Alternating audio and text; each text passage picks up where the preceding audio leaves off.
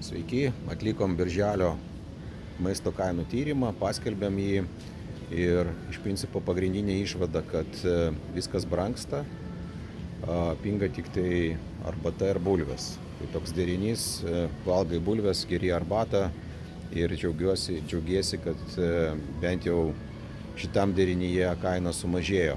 Taigi praeitais metais bulvės mes fiksavome po 1,28 €. Čia yra tas būtent periodas, kai keičiasi seno derliaus bulvės į naujo derliaus bulvės.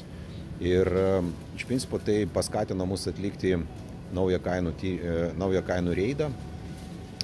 Taigi pažiūrėsime, kiek bulvės yra prekybos tinkluose šiandien Liepos 10 dieną.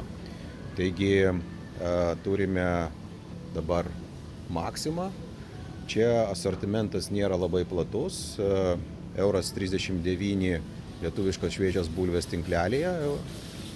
O taip atrodo, patraukliausia kaina yra šita. Lietuviškos šviežios bulvės 40-60 mm. Čia klasė, frakcija. Kilogramas nubraukta kaina 1,29 €, akcija 69 centai. Na ir yra jų alternatyva, šiek tiek brangesnė.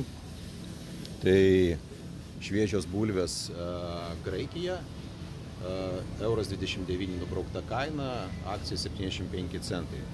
Taigi geriausias pasiūlymas, turbūt niekam nekyla abejonių, lietuviškos bulvės po 69 centus, šviežios.